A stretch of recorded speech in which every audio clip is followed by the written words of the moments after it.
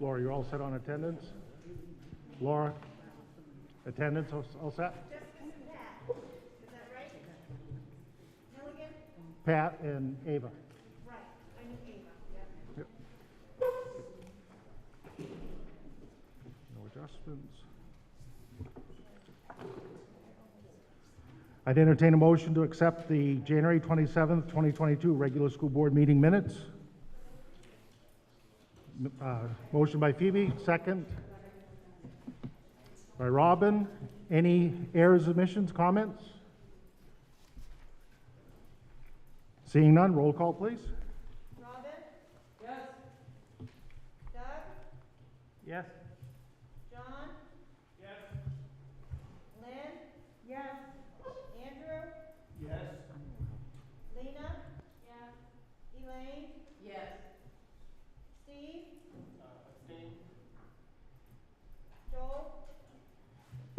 Yes. Phoebe? Yes. Brandy? Yes. Bob? Yes. So moved. No communications. Public comments, is there any?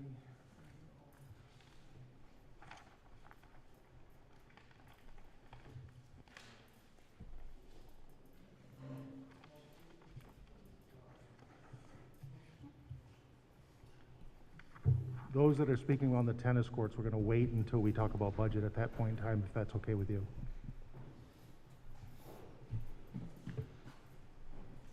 Any board comments? Phoebe?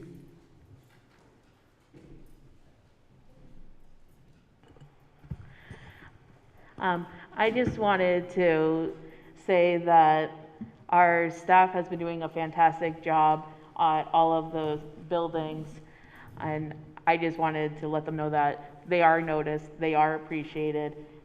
We definitely understand that there's a lot of strain, particularly around this time of year. A lot of people are experiencing an economic crunch, and that stress can translate greatly on the students. So I just wanted everyone to know that we see you, we hear you, and we appreciate everything you're doing for our students. Thank you. Thank you. Anyone else? Seeing none. Superintendent's report. It'll be short tonight. I've been spending a great deal of time working on the budget. We attended the district budget meeting, of course. I also did 2 observations of special education teachers in the last 2 weeks. Attended our policy meeting, and also this past week attended the Western Maine Superintendent's meeting. Lots of meetings as usual. Anybody have any questions?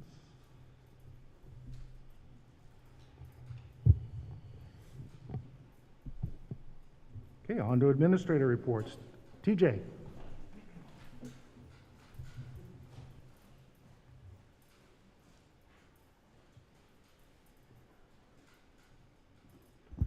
All right. So, first of all, thank you for having me tonight. Enrollment for Spruce Barn High School is 374. We are going to start our course sign-up fair. That all starts right after vacation from February break, and that'll be for next year's courses. We do a pretty good job with that, and it's a pretty fun activity for our kids. It's a lot like signing up for college courses the way that we do it. Mid-year exams went really well. All the different things that we did in order to get our students into good standing academically paid off. In the past 6 or 8 years, I think it's 8, it's the lowest failure rates that we've had, and down to 20%, 20.89% failed 1 or more classes, which is actually moving in the right direction. And our RTI program has been getting started and really making a good dent in that. And also our Teachers Connections programs have been working really hard. So students, give them the kudos on that. They have been working extremely hard, especially the last 3 to 4 weeks during their mid-year exam time. Senior honors, we did reveal our senior honors, the top 10, as well as the 90% or better. We do a Latin honors, cum laude, summa cum laude, and magna cum laude. and our students were notified. I am not going to release that publicly, not until we have our honors banquet. That way it's sacred to them. And Spruce Mountain High School Phoenix Olympics tomorrow morning, meeting with the nurses to look at the best way to do our Phoenix Olympics. For those of you who don't know, that is our winter carnival. That's how we do that. We do a big, huge competition. So we'll be working with the nurses tomorrow morning to discuss the outcome or how to do the COVID regulations. Thank you. Any questions for TJ? Comments? Thank you, TJ. You're welcome. Carrie?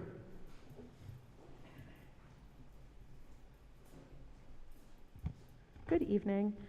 At the time of my last report, we had 323 students enrolled at the middle school. Since then, we lost a student and we've gained a student, so we're still holding steady at 323. Regarding student progress, yesterday I met with all of the teachers in my school on each community, and we took a look at students who were failing one class or more. We discussed ways we can continue supporting them. But I'm feeling really encouraged from where we were a year ago. We have very few students who are in the academic straits that they were in a year ago. And we also looked at some truancy data, and our truancy numbers are much improved from last year. Last week, I met with the policy committee to discuss the promotion and retention of students policy, IKE, and I just want to thank them so very much for the opportunity to provide input and advocate for my students. I really believe the changes that we are making to the proposed changes that we're making to the policy are in the best interest of our students. And in closing, I want to thank my staff for the difference that they're making in our school. Like Phoebe said, this is a really difficult time to be in education, and I think it's probably a really difficult time to be the parent of a middle schooler. So I'm very appreciative for my staff, but also for the parents of our children, and also for our children. I love them to pieces, and they're worth everything that we are putting forward to give to them.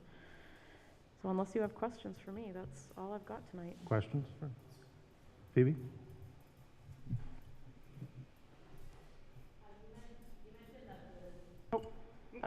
Okay, fixed it. You mentioned that the truancy numbers have been improved. Do you know what they are by any chance? Do you have them in front of you? I don't have it in front of me. I have it on my laptop. I could certainly email you that. Yeah, you're welcome. Anyone else? Thank you. You're welcome. Pat? And Pat, thank you for photocopying that for me.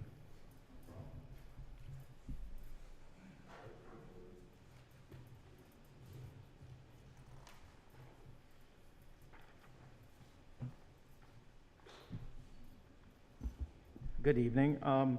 So since last time we've had I finally feel that we're starting to get, I don't want to use the word normal, because I feel like it might come back to get me, but I feel like we're going in the right direction. We've had some pretty neat things, exciting things happening at the elementary.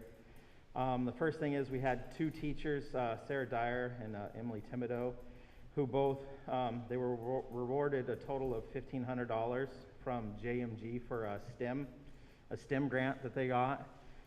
So they were given the ability to buy like the raw materials to conduct experiments, learning about engineering design collaboration. Right now, Mrs. Dyer's class is in the process of building a device that they can consistently make field goals with. So they have little footballs, and they're working together in teams to build something, whether it's a catapult or whatever their minds and their teamwork can do, to make field goals on a consistent basis. So I was pretty excited because I love that stuff. I love hands-on, getting the kids excited. So I was excited to hear that two teachers had applied and both of them had earned grants from JMG.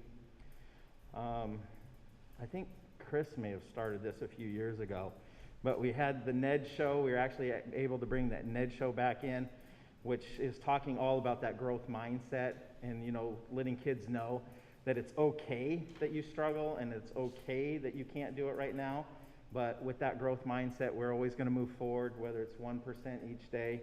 The kids were excited about it.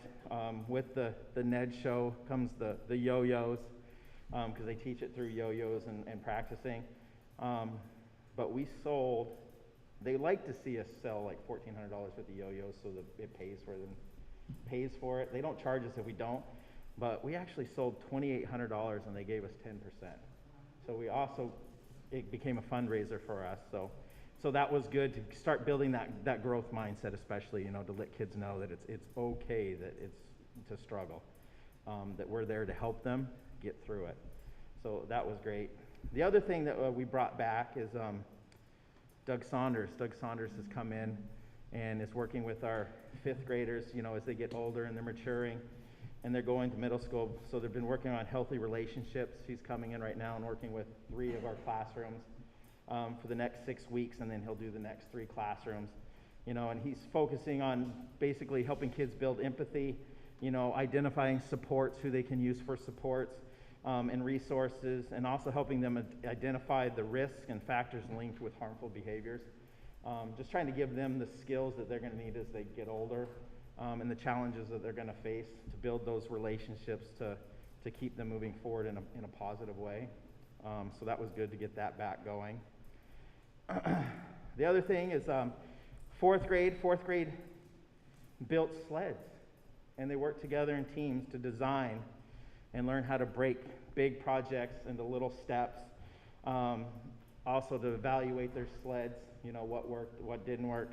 You know, at the end they wrote about what kind of improvements would they make, you know, what would they do differently. So that was good, another kind of STEM activity, getting kids to use what they're learning in school between math and science and their outdoor activities to do something that all kids love to do, but to let them design and build their own sleds. So that was a lot of fun to see, and the kids were excited. And the next thing is, this is going old school. We're talking pen pals here. So the United States Postal Service has a pen pal project, and one of our teachers, Mrs. LeClaire, applied to it and was chosen. And her 5th grade class is going to be writing to a town in Texas called Monahan.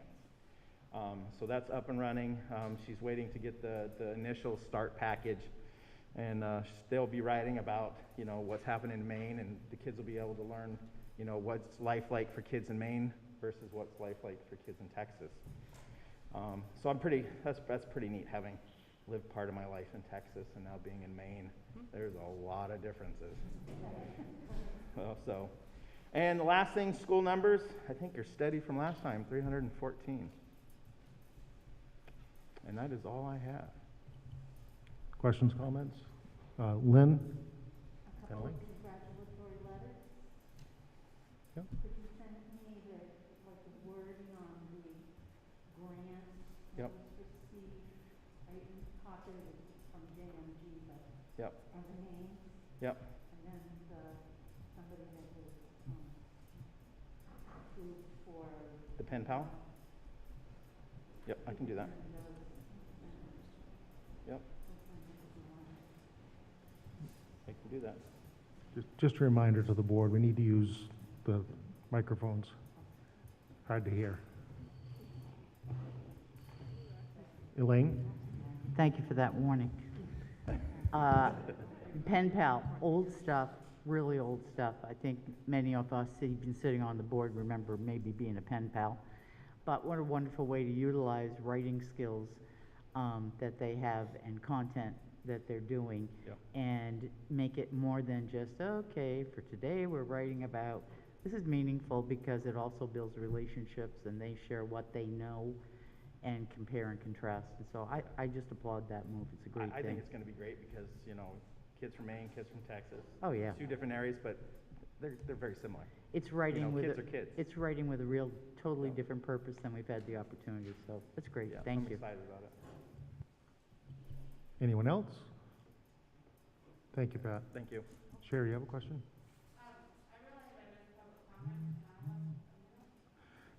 Let me get through administrative reports. Since your dedication to the district, I'm absolutely going to let you come in and talk, okay? Michael?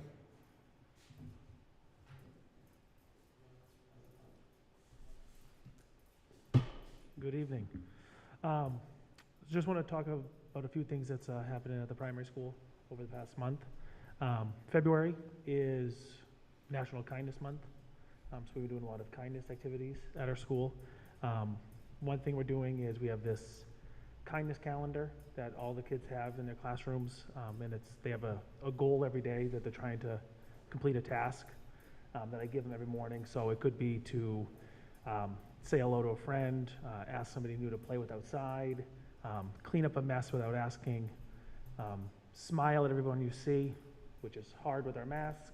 So we're trying to teach them that you can smile with your eyes.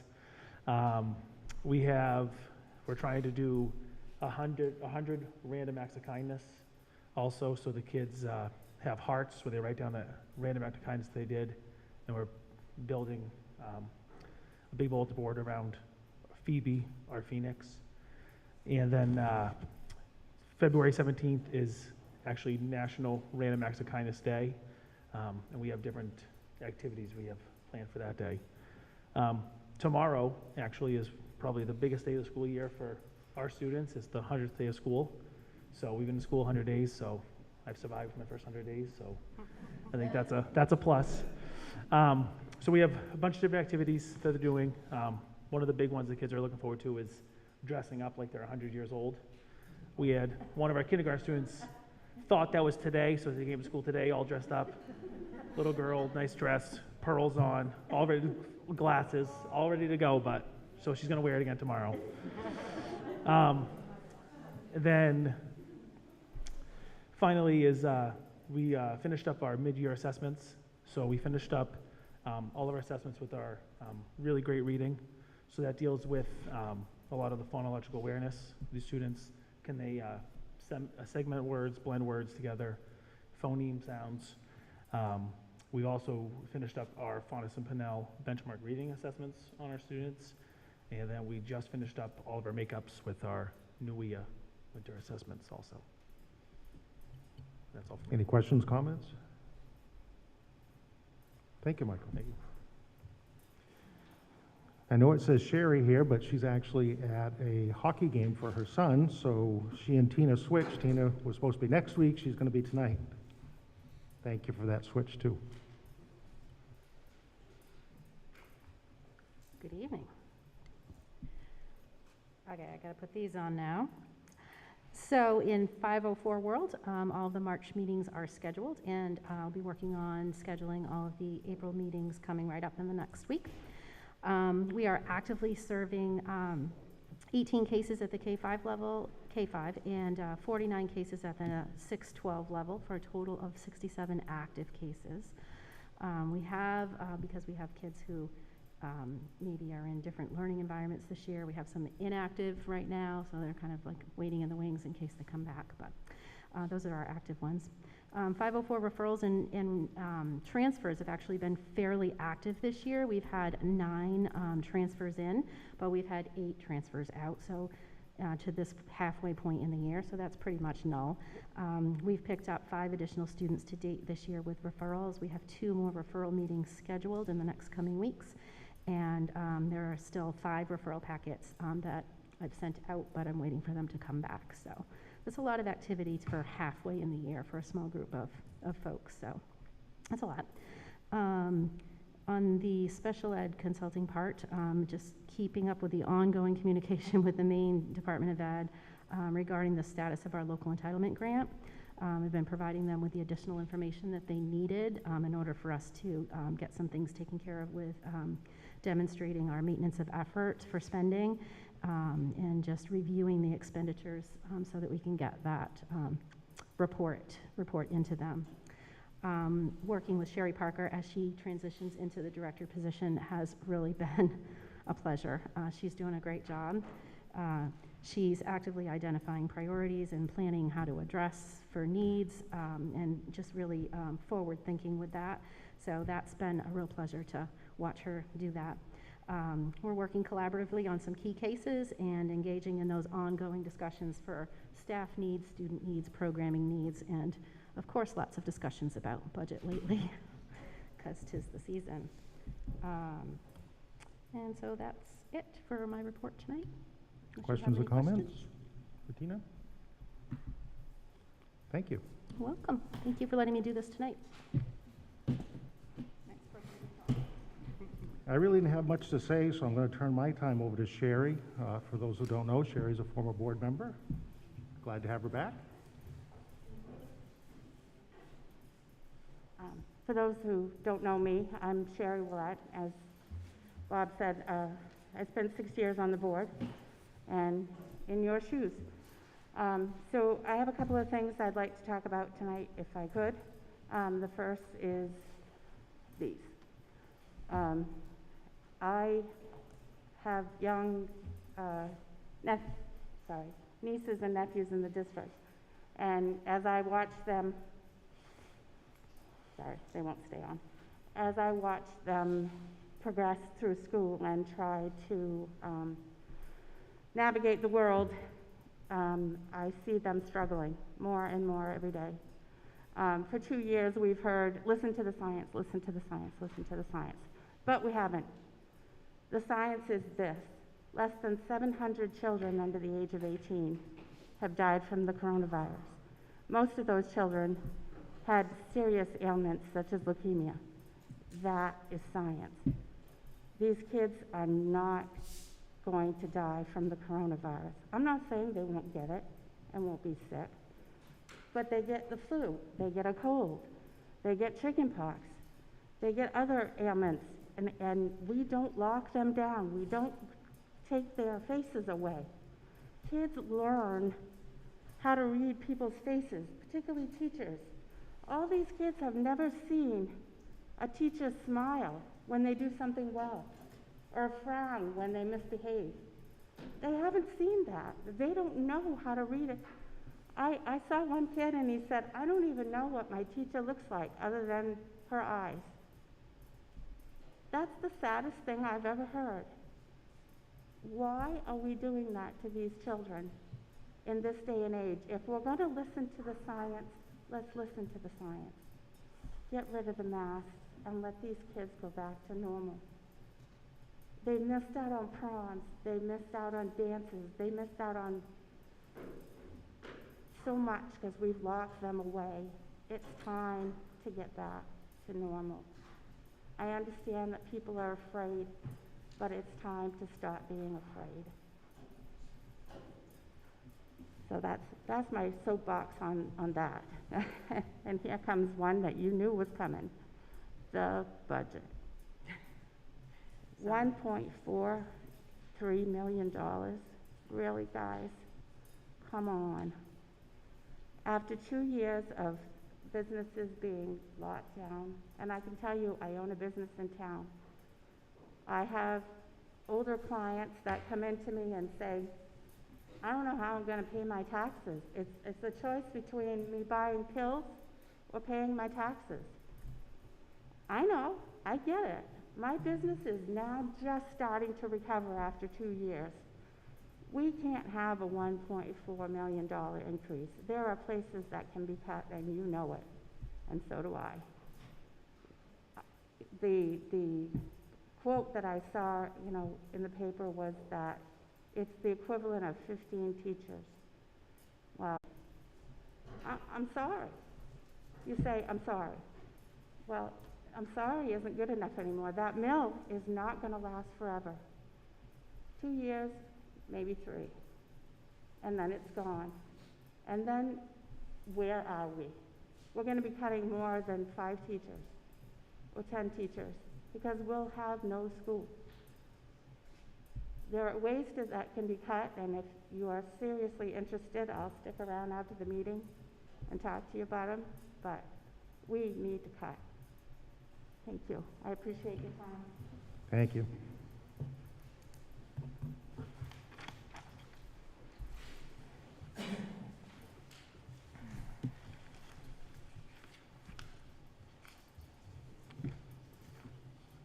Okay, on to policy. I'd entertain a motion to accept the first reading of policy IGA, curriculum development and adoption. Moved by Elaine, second. Someone? Joel? Any questions, comments? We have Joel right there ready to answer for us. Yeah, I'll just kick it off. I mean, this is actually a new policy for us. So it's coming in And we kind of started the process a year or so ago we went through J, now we're getting into I. We brought IKE forward, we'll talk about that here in a minute, but IGA was one of the first ones we got to, and going through this, and it's a fairly straightforward policy. One key thing in there does talk about the board reviewing new curriculum and other things like that to a certain extent, but it's just, again, one of these new ones that we're working in as we go through everything. So. Any questions or comments on IGA? Seeing none, roll call, please. Phoebe? Yes. Andrew? Yes. Lynn? Yes. Steve? Yes. Randy? Yes. Doug? Yes. Lena? Yes. Robin? Yes. Elaine? Yes. John? Yes. Joel? Yes. Bob? Yes. So moved. I'd entertain a motion to accept the first reading of policy IKE, promotion, retention, and acceleration of students. Moved by Doug, second. Joel? And Joel would like to speak on this one. So a lot of you probably remember last year, it was about this time, I think, or somewhere in here, we pulled out IKE at the request of the principals, and because there was a lot of issues they were running into as far as the way our policy was written at the time. We went through the process, made some very specific changes with sunsets in order to deal with the issue at the time last year. With the understanding, as we were doing some research, we felt like we pretty much wanted to throw our policy out when it was all said and done. So as part of the review we're going through right now, again, at the request to move this forward, we had a really good meeting going through this one. This is based on the MSMA sample policy that's out there, a few tweaks. I mean, one thing, we did make this so it was only K through 8. The sample had high school in there, and it really, for where we're going, we wanted to keep that separate in the world it should be. So this is really focused on K-8. It gets rid of a lot of the really tight guardrails and requirements and dictations of, if this happens, then you must do this, which leaves a lot more open to the teachers, the principals, and those right there with the students. I mean, you see a list of criteria that they want them to use, but it's a set of criteria that only makes sense when you look at it. There was some talk about weighting things more than others. We didn't get into that. We just said, these are your criteria. We leave it up to the people that know how to do this best. We don't need to dictate that to that detail level. So, like I said, this basically, we threw out the other one, and here's a new version, so. And Laura, in the minutes, would you reflect, I should have said, in front of promotion, retention, and acceleration, K-8, promotion, retention. So we have that in the minutes. Any other comments, questions? Seeing none, roll call, please. Lynn? Yes. Joel? Yes? Steve? Yes. Randy? Yes. Doug? Yes. Robin? Yes. Lena? Yes. Elaine? Yes. Phoebe? Yes. Andrew? Yes. John? Yes. Bob? Yes. So moved. And just note, normally we will vote on a second reading the next meeting, but since our next meeting is just a week away, it doesn't give legally enough time between the two votes. So the second reading will actually be our first meeting in March. Okay, COVID-19 update. Okay, we've had no changes in the SOP in the last few weeks. I don't want to jinx us, but the last 2 weeks, cases have dropped off significantly. Our total numbers since the first day of school until today, we've had 420 students test positive, 74 adults test positive, for a total of 502 cases. Like I said, going into vacation, we're knocking on wood, and the cases have dropped significantly, and we hope it stays that way. Overall, we're happy with the SOP. Kids are, we're no longer contact tracing at the moment. Kids are not quarantining unless they actually are positive. And when they are found to be positive, they're only out for 5 days as long as their symptoms are de-escalating. So it's been a big change, and I know that's helped the teachers as well.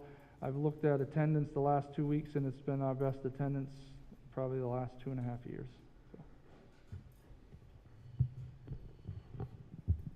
Any questions, comments? John?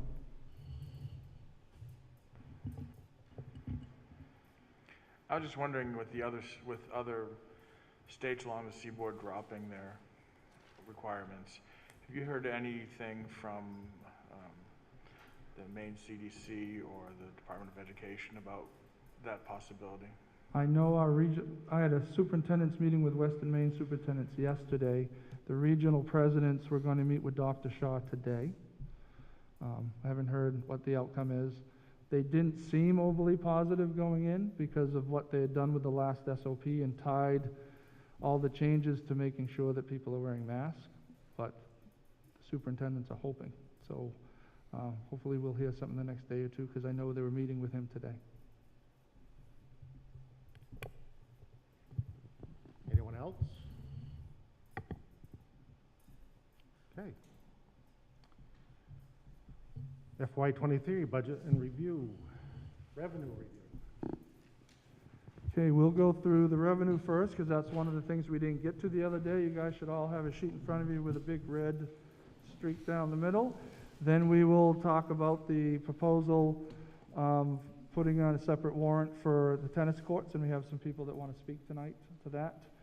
And then after that, we'll have time for people. We have all the administrators here for questions, to go back through, pick through the budget. Remember, last time was just an overview, and this revenue picture is just an overview as well. We'll go right to the bottom of the page, because that's what the total taxes are for the town. We mentioned at the last meeting, Jay put in for sudden and severe for evaluation. If this budget that is being proposed were to pass, not including the possibility of having the tennis courts, the town of Jay would pay $1,673,797 less than they did last year. The town of Livermore would pay $182,877 more, and Livermore Falls would pay $127,530 more. There was a huge, if you go back to the top of the page, there's a huge change because of that evaluation. The numbers on the local revenue under EPS, those come from a 3-year average of the state evaluation, and then they times it by 7.1 mils for the expectation.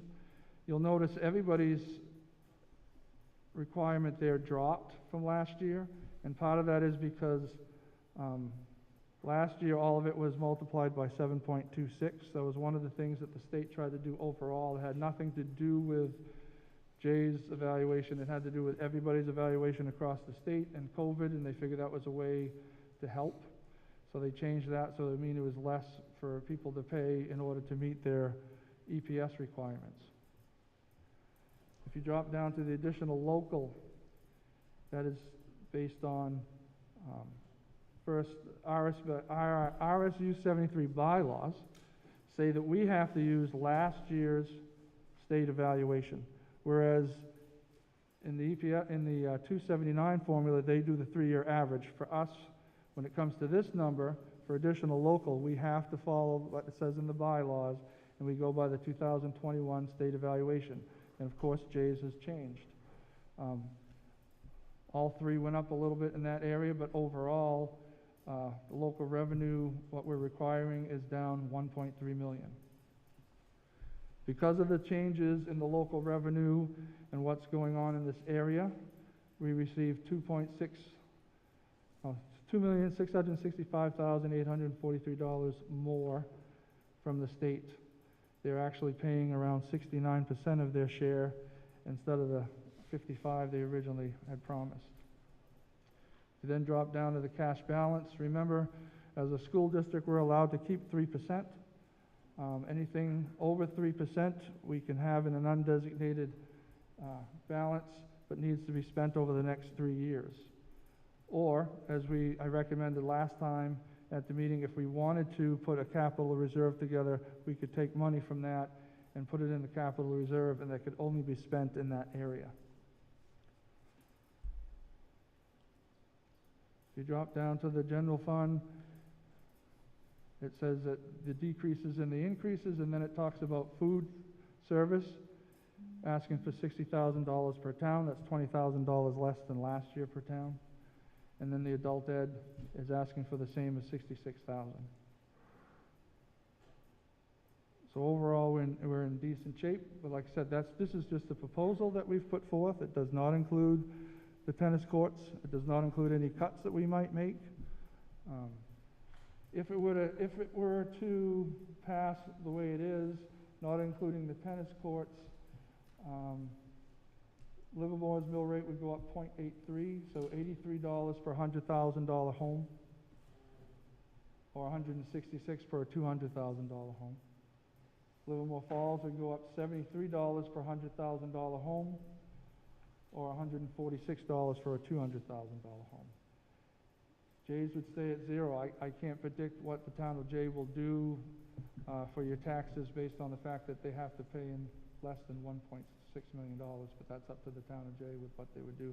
They would not be asked to go up for school budget. Does anybody have questions on the revenue at this point in time? I know it'll take some time to sink in. We have a couple more meetings to run through that, but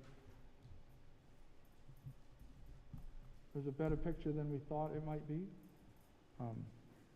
But any tax increase I know is difficult for people in the town. So. And when I give out those numbers, what it costs per home, I hope people don't think that I'm thinking, oh, that's a low amount. It's not up to me to judge whether it's a high amount, low amount. I just want that information to be out there. Because when people hear something goes up 200,000 or down $1 million, they don't necessarily know what that means to them. And when I share that information, I just want them to be able to make a decision on what they consider that they can handle or that they can't handle. That's totally up to them. But that's why we give those numbers out.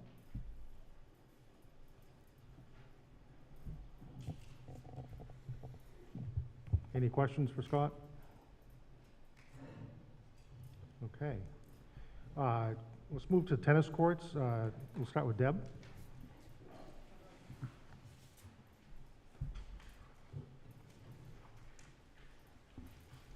Good evening, and thank you for allowing me to speak tonight. I know quite a few of the faces here, but for those who don't know me, my name is Deb Roberts. I'm the president and founder of the Holland Strong Community Foundation, which was created in memory of my son, Michael, who was lost at sea on the El Faro back in 2015.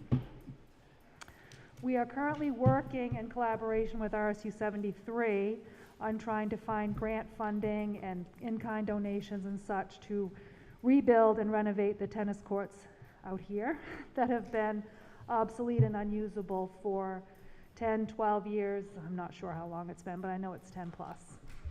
Mark Keller and I, the athletic director at Spruce Mountain High School, worked really hard in the summer of 2020 and wrote a grant to the Land and Water Conservation Fund, which is federal funding, which through the process of writing the grant, we realized that the original tennis courts back in the 70s were put in using those grant funds. So it gave us extra points there. So we wrote the grant in 2020 and we received initial preliminary notice that we would be passed on to the national level for funding, but they wanted a little more commitment of the 50-50 match. For every dollar that we raise in kind or cash donations or reductions in material cost, they match that dollar for dollar. So we've worked really hard working on grants and working with possible contractors, raising funds for Holland Strong, so we're at about a 63% committed match right now. So we're at the point where last month the state Land and Water Conservation manager Doug Beck sent it on to the national parks level. So we're hoping to have a grant project agreement by mid to late summer. Not sure if that's going to happen by then. It could be September, October, but very excited about that.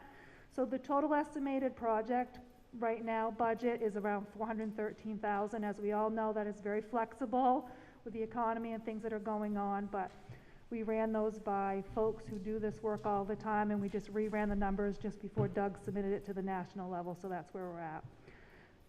So included in your packet, I have the letter that spells out what will happen. We're replacing the 2 tennis courts. All that's left out there now is the old asphalt, the nets and the old lighting, so that would all be removed and would be replaced and rebuilt 3 tennis courts with fencing and lighting and everything. And as I said, the project estimated cost is $413,000. With a matching grant from the Land and Water Conservation would be around $204,000.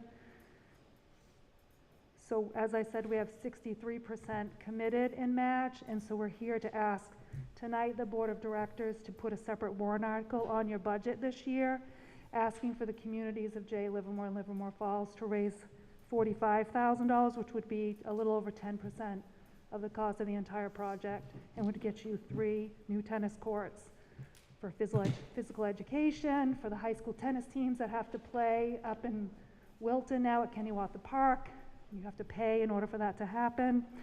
Working with the AYS, the Area Youth Program, they would love to start their tennis program back up that they used to have a 6-week program in the summer.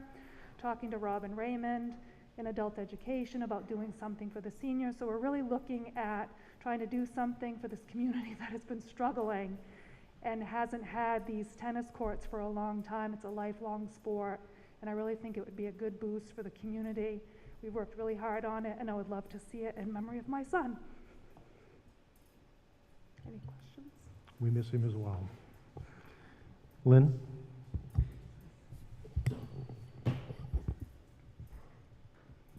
Hello. Hi. I just want to say that I'm so appreciative of your hard work and commitment to this project. You haven't lost your energy on this, it seems, for even a moment. And it just seems as though the kids would benefit from this project as well as the public. And just thank you very much for all you've done. Thank you. Elaine? I just want to echo what Lynn said. This is for the entire community. This is not just Jay. This is for Livermore Falls, Livermore, anybody in the area who chooses to do that. It is a lifelong sport. Even people, I thought maybe I could be a model for Michael's 100-year-old. But yeah, even old people like to play tennis. It is a lifelong sport. My own kids benefited from taking lessons in the summer through AYS, right up through. I ended up with a senior who was #1, played at the state level. I ended up with a senior girl who was state doubles first team. This is lifelong. This is for everybody. It'll benefit seniors. It'll benefit parents. It's a family activity as well. I think it's an investment in our future. We are so fortunate to have the trails that we have in Jay for recreation, those kinds of things, just beautiful. This is something for everybody, and this only makes our community better. And it also entices people to move here. It entices business for here. People play tennis, they go out for lunch, or they go out for breakfast before they play. There are so many positives that can be said, so I fully support it. Thank you so much, Robin. Thank you. That's okay. Close enough. Anyone else? Andrew?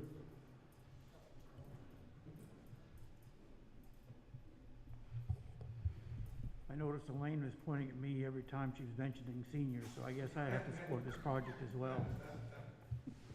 Thank you. Joel? Hi, former neighbor. I still remember the day. I feel for you every day. We do. So, Thank you. and you know that. So I guess the question, procedural-wise, is this the appropriate time to provide a motion, or is this something we have to come into later? This needs to be done at budget time when we actually go through the warrants and what the referendum questions are going to be, because this is going to be asked for outside of the budget. Like years ago, they asked for the elevator and they asked for the bleachers. It was a separate vote. I mean, if it's voted in, obviously it gets added to the budget, but we don't want it to sway people one way or the other when it comes to the actual budget. So that would probably be in the next, I think it's by March 24th, we have to sit down and go through the warrants and agree to all the warrants and agree to if this is something that we want to do. Okay, so at that point, we would make a motion to add a warrant item specific during that meeting. Correct. Okay. I just want to make sure we do it in the right steps and everything. Any other board members? Sherry? Hi.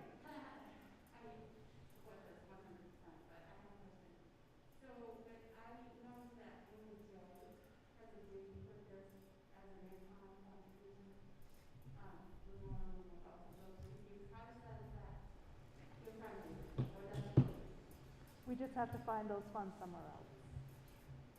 We just have to find that $18,000 in either in-kind donations, another grant or something from somewhere else to make sure that we can do that. Thank you, Deb. Thank you. Mary Luce?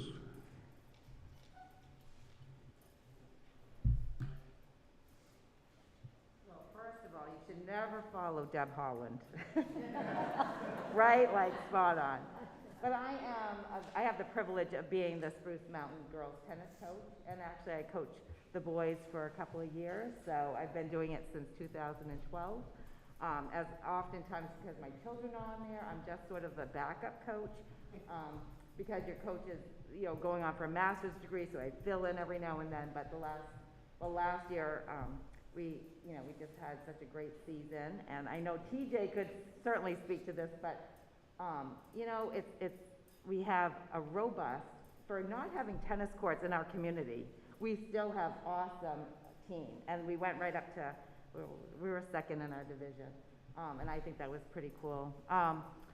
So what I do want to say though is one of the fundraisers that we'd like to have is to have our upper class or our tennis team help the elementary school by putting on like an April vacation or a May week-long tennis camp.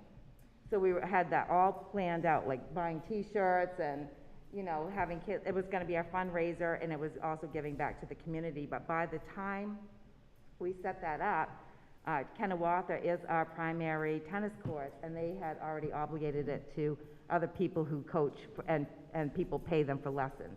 So we weren't able to do it, and all those type of things. But I just think that having tennis courts, I know I played as a child. I know that my own children went on to play in college. It's just a lifelong sport, and I know pickleball and whatnot. So if you had any questions, I just wanted to, answer those questions, but say that what an incredible opportunity this is. And thank you, Deb, and thank you to you guys if you so choose to put it on the referendum. Any questions for Mary? Thank you. Leanna Lavoie?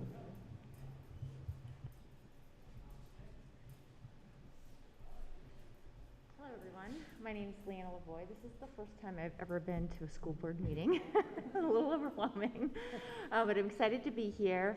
I have been in this community for over 20 years, and when I first moved here as a tennis player in high school, my husband and I would play at the tennis courts all the time, at nighttime, because we worked all day, and that was the only time we could do it. Every time I would drive by, there was always people at the tennis courts. Later on, I actually became the tennis coach for Jay, and when we merged with Spruce Mountain, we still were using these courts, but we had to move around, and that was really challenging. We used private courts, I don't know which way, maybe that way, and then when I left, I think that's when you took over, we didn't have courts. We couldn't play there, we couldn't play here, it was really challenging. So I fully support this, and actually 10 years ago when I was the coach, or 12 years ago, whenever that was, we looked into redoing these courts. I went to the J-Town office, how can we do this?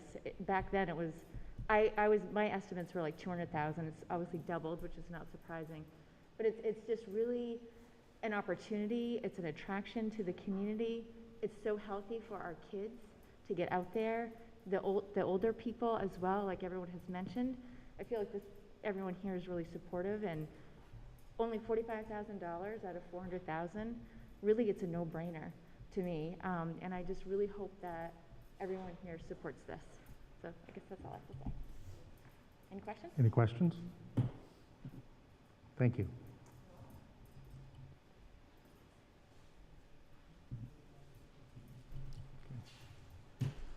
Okay, back on the budget. Any board members have any questions, comments on the budget?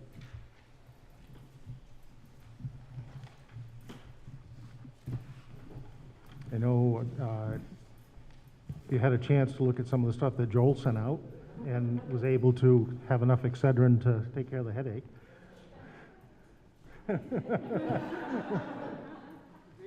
Yeah. Phoebe? I would like to say that those numbers were actually extremely helpful. I work with numbers for my job, so I was looking at it, I'm like, this is so much easier. So thank you, Joel.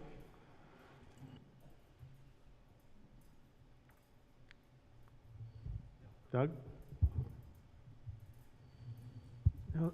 The spreadsheets kind of helped too. You kind of see it was all, the big money items were always the salaries and benefits, you know what I mean? So to kind of echo what Sherry brought up, it is all about cutting jobs if we want to cut the budget. Really, I mean, if you take that outside tuition for the special ed, that's 255,000, or 255,000, or 255,000, then the rest is all salaries and benefits, So I don't know. I'd love to cut it, but, it's cutting jobs at that point in time, so. And when you have the built-in salary benefits, we know fuel's going up, it's a tough year. Luckily with the state money, it's gonna help to some extent, so unfortunately, for a little more falls, not as much, but could have been worse, I guess. Anyone, Elaine? Just a small one. I know it's salaries and benefits. I think what we're offering to our staff, professional and otherwise, is fair. We're keeping and maintaining staff that other districts are having difficult finding. Our kids need that stability. It is what it is. Everything has gone up. We don't have any control over a lot of that.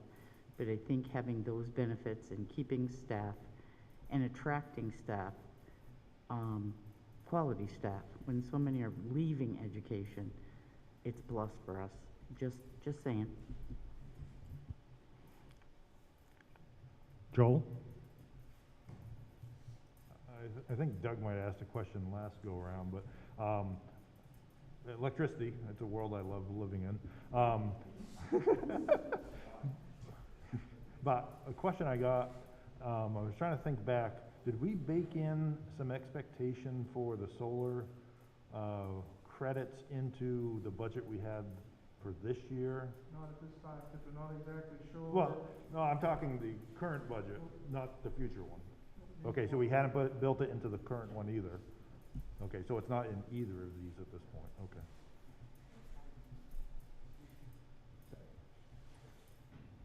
Anyone else? Okay, we've got 2 more sessions to keep thinking those questions and be ready. If there is something that you think of midweek and you want to send that to Scott so he can be prepared, that's a great idea. Okay, on to appointments and hires, transfers, retirements. You see that. The back side is a FYI. We got one in this week that you all got, Rebecca Spencer, and even though we don't vote to accept that resignation, for those that don't know, Rebecca Spencer is the principal at the the secretary at the elementary school.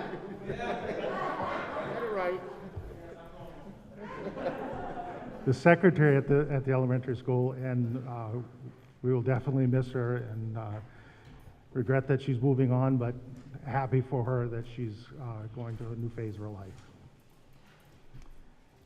And our next meeting is February 17th, meeting at Spruce Mountain Middle School. And we have a finance committee meeting at 5:30. Remember school vacation week, enjoy that time, staff. March 10th at the high school, and that will be our final budget review meeting. We will be doing warrants and signing those to maintain that timeline. And then March 24th, a regular meeting at Spruce Mountain Primary School. Policy meeting March 1st. I'd entertain a motion to adjourn. So moved. Moved by Doug, second. Lena, roll call, please. Robin? Yes. Lena? Yes. Doug? Elaine? Yes.